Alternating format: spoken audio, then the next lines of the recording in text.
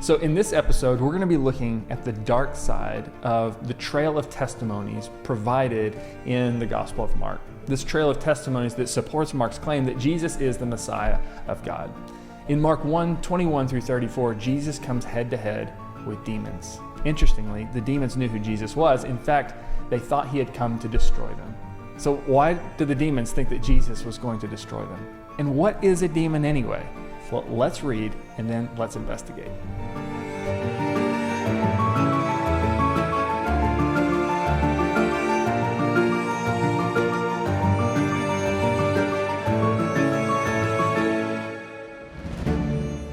So we're picking up right where we left off in the last episode in the Gospel of Mark, chapter 1, verse 21. I'm going to read through this and then we'll jump in. And they went to Capernaum, that is Jesus and his new disciples. And immediately on the Sabbath, he entered the synagogue and was teaching. And they were astonished at his teaching, for he taught them as one who had authority, not as the teachers of the law. And immediately there was in their synagogue a man with an unclean spirit. And he cried out, "What have you to do with us, Jesus of Nazareth? Have you come to destroy us? I know who you are, the Holy One of God." But Jesus rebuked him, saying, "Be silent and come out of him."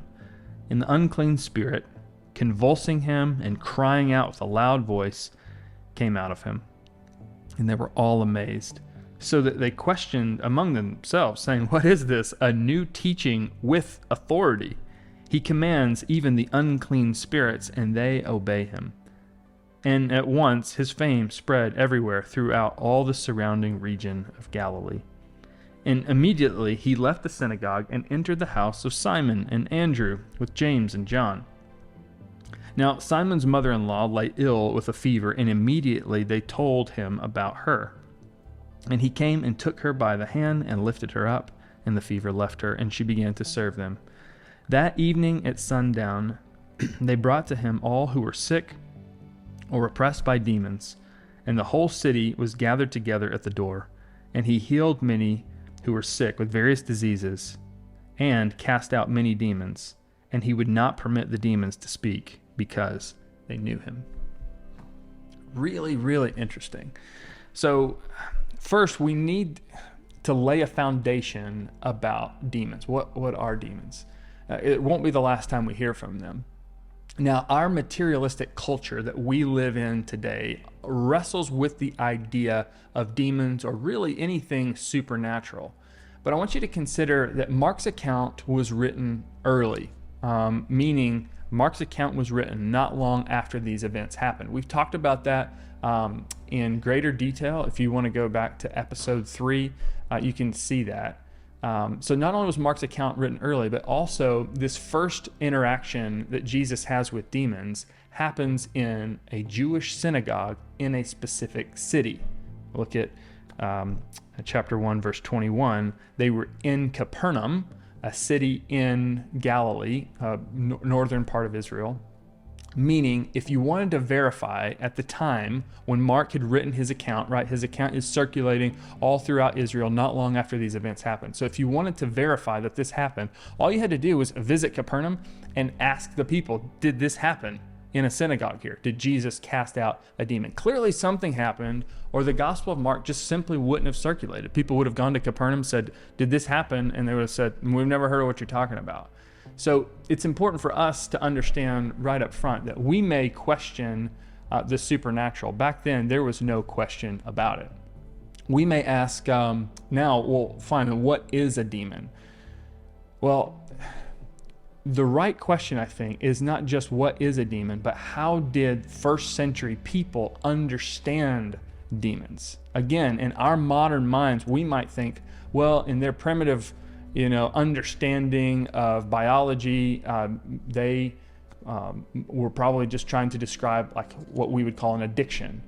But again, Mark in chapter 1, verse 34, he actually distinguishes between demons and other diseases. Also in verse 24, this demon spoke, meaning it had a very personal nature. So we may need to investigate this more, but what I want to do as we're trying to understand Jesus and understand this really significant story, is give you kind of like a Demons 101 here. And this is, to me, it's so interesting. And because as we read further along in Mark, Jesus is going to be encountering demons even more, we really need to lay this foundation early. Now, what I'm about to reference is like several biblical stories. In fact, I'm going to give you 6 or 7 references from the Old Testament or the Hebrew Bible, specifically in the Torah, that is Genesis, Exodus, Leviticus, Numbers, and Deuteronomy. Now, I know some of you are new to the Bible, you're new to Bible studies, and this may all seem like super overwhelming. So if you're unfamiliar with any of this, just consider this as like breadcrumbs to follow later. You can go back and read the full context of everything that's going on. Others of you who are more familiar with these stories, I think this will actually provide a through line, a clear thread through a lot of scriptures that you may really know well and just haven't necessarily put all the pieces together yet. Either way, if I lose you at any point of this, just leave a comment below, and I'd love to circle back in an upcoming video and talk more about it. So what is a demon? As I go through this, you may be wondering, where is this going? It'll all tie together here in the end. So let's start with this idea. God, who created the heavens and the earth, has 2 families, broadly speaking. There's one in the heavens, right? In another dimension even, what we might think of as angels or different types of spiritual beings. And we can read about those in the Bible. There's also his other family on earth, that is humans. So one of a spiritual nature and one of a more physical human nature. Like us. Now, at the beginning of the Bible, there's already tension between God's spiritual family and his human family. We read about it in Genesis chapter 3, which is often known as the fall of man. And this is when one from God's spiritual family, for reasons that we can explore another time, ends up deceiving the first man and the first woman, Adam and Eve. And in Genesis 3:15, after this deception, after Adam and Eve have eaten from the tree that God had told them not to eat from, God ends up punishing both the one who deceived them as well as Adam and Eve. What he says to the one who deceives him, he says, I will make of you and the woman enemies, right? I will make enemies of you and the woman, and your offspring and her descendant. He shall bruise you on the head, and you shall bruise him on the heel. Already, there's going to be tension with one part of God's spiritual family who has rebelled from him and has deceived his human family. Now, later in this story, in the course of time, some others from God's spiritual family in the heavens also rebelled, and they took advantage of the daughters of humans. Who then later birthed this mixed breed of a human. This comes in Genesis chapter 6. I'm going to read the first 2 verses and also verse 4. This is like so interesting. Genesis 6. Now it came about when mankind began to multiply on the face of the land, and daughters were born to them, that the sons of God, that is his spiritual family, saw that the daughters of mankind were beautiful, and they took wives for themselves, whomever they chose. Now, skipping down to verse 4, because I don't want to lose the primary context. Verse 4 says, the Nephilim were on the earth in those days, and also afterward, when the sons of God came into the daughters of mankind, and they bore children to them. Those, meaning the Nephilim, those were the mighty men who were of old, men of renown. Now, that language, mighty men of old, men of renown, that might sound like noble warriors, but if you read on in the story, you actually see that these Nephilim, these mixed breed of the sons of God and the daughters of men, actually carried out unspeakable injustices on the earth. Right? Because they were stronger and mightier in a physical way, they actually they built these cities of injustice. So it's really interesting as we see that these Nephilim these mixed breed. They were very evil. Now, the Nephilim are referenced again multiple times in the story of God's people. There's another prominent one many years later, as God has brought his people up out of slavery in Egypt, and he is taking them into the promised land, the land that he had promised their forefathers, Abraham, Isaac, and Jacob. And he's about to take them in, and they send a few spies in to kind of just check out the land, right? Before we all go in there and start fighting, let's go in and make sure that the land actually is as good as we heard it is. Let's go in and see if we can know the people that we're going to be fighting. So they send some in, and in Numbers 13:33, they come back and they're giving a report, and they're terrified. They said that we saw the Nephilim there, the sons of Anak, who are part of the Nephilim. And we were like grasshoppers in our own sight, and so we were in their sight. So the people of God are looking into this land that he's promised them, and they're seeing these giants, right? These offspring of the sons of God and the daughters of men. And they're terrified. In fact, they're so terrified that they're like, we're not going in. And because they didn't obey God, they end up spending the next 40 years in the wilderness. Eventually, Israel is ready to go back in. And Moses, the leader of God's people, he ends up instructing the Israelites specifically about their fear of the Anakites, because he knows that even though it's been 40 years, these Nephilim, these sons of Anak, the Anakites, they are still in the land. So in Deuteronomy chapter 9, let me read through this, it says, "Hear, Israel, you are crossing the Jordan today to go in to dispossess nations greater and mightier than you, cities that are great and fortified to heaven, a people who are great and tall, the sons of the Anakim, who you know and of whom you have heard it said, who can stand against the sons of Anak?" So what Moses is trying to do is, listen, you're about to go in there and you're about to fight these giants that are much bigger, and I know you're going to be afraid. He actually reminds them a little bit later that it wasn't because of their own righteousness, but because of the evilness of the people in the land, because of the evilness of these Nephilim, these Anakites.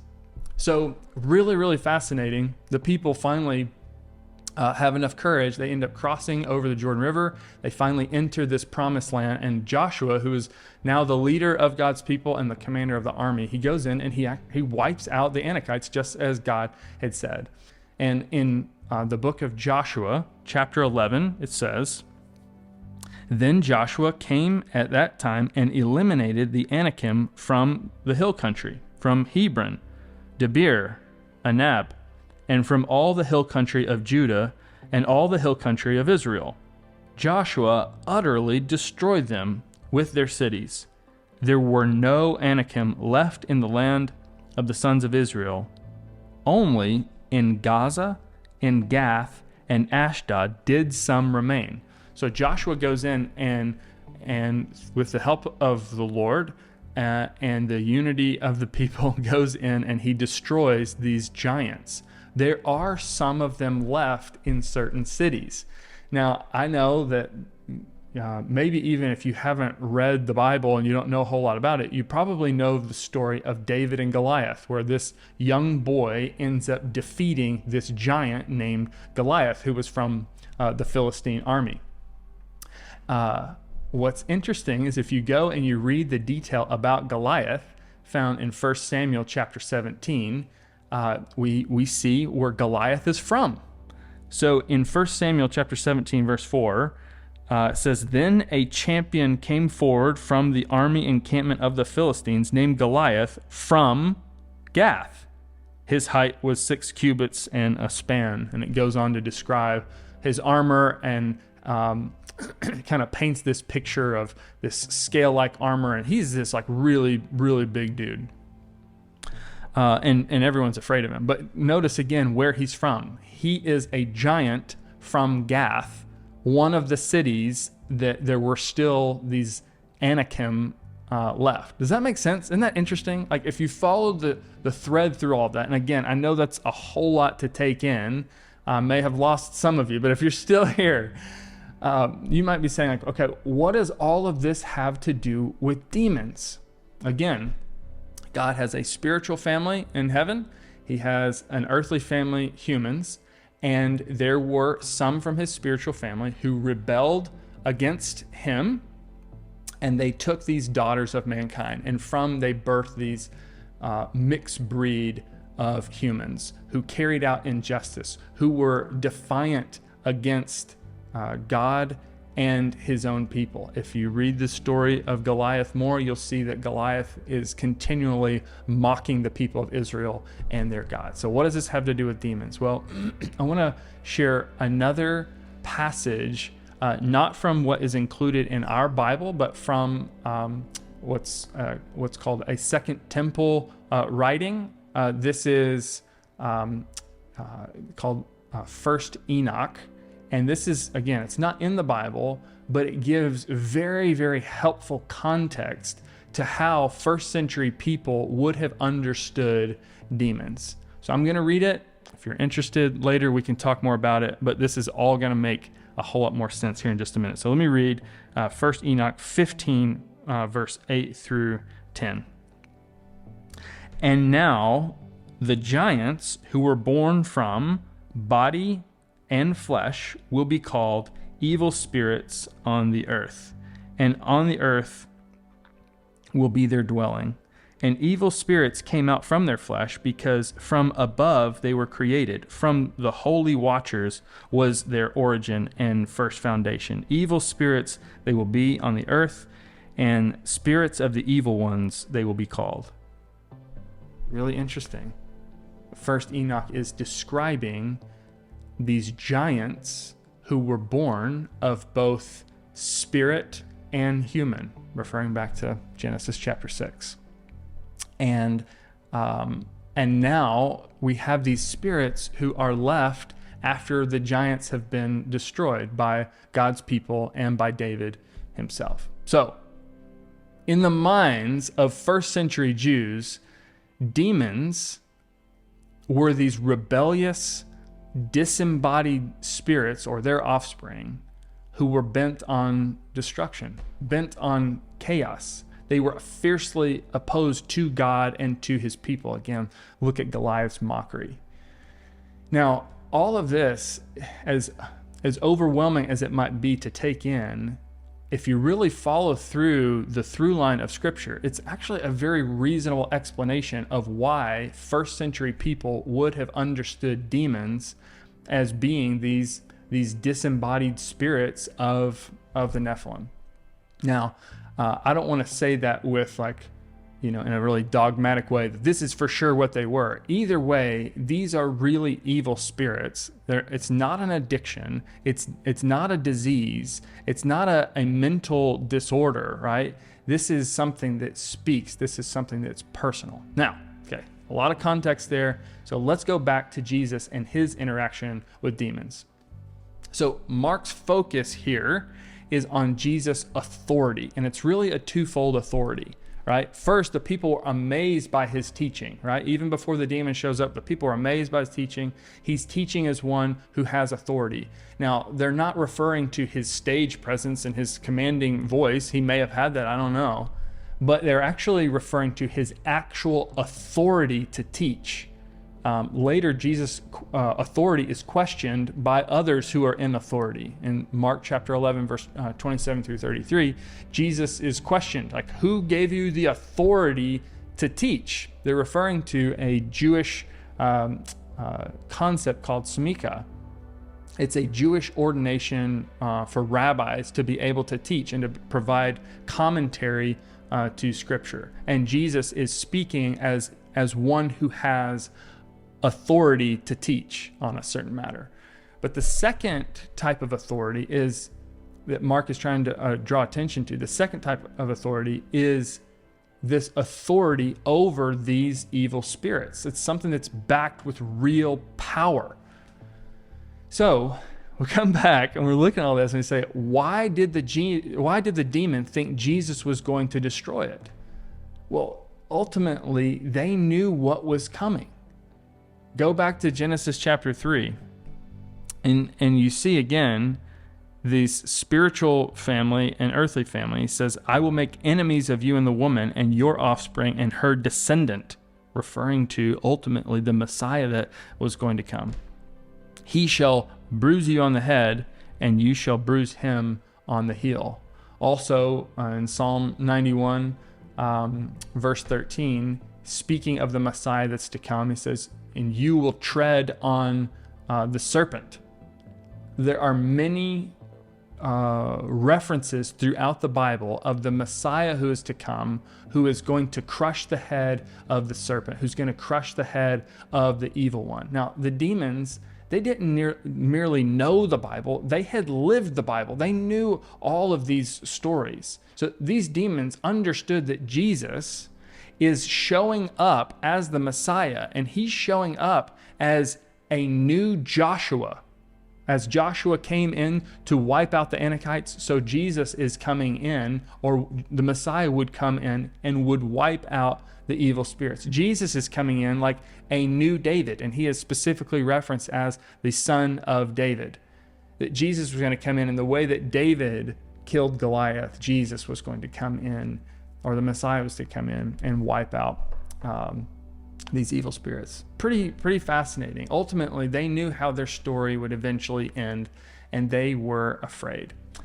The real question here for me is not why the demons were afraid, but why did Jesus not destroy the demons, right? If Jesus was the Messiah, why would he not come in to wipe them out? And ultimately, this time for justice just hadn't come yet. Jesus had come for another reason first. He had come to be the scapegoat of humanity, to take on the sin of humanity on himself, and to start a movement that is his church.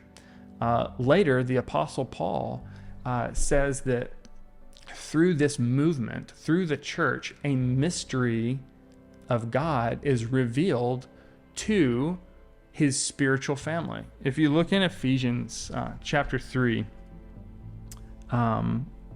verse 8, 9, and 10, Paul says, to me, though I'm the very least of all the saints, this grace was given to preach to the Gentiles the unsearchable riches of Christ, and to bring to light for everyone what is the plan of the mystery hidden for ages in God who created all things, so that through the church the manifold wisdom of God might now be made known to the rulers and authorities in the heavenly places.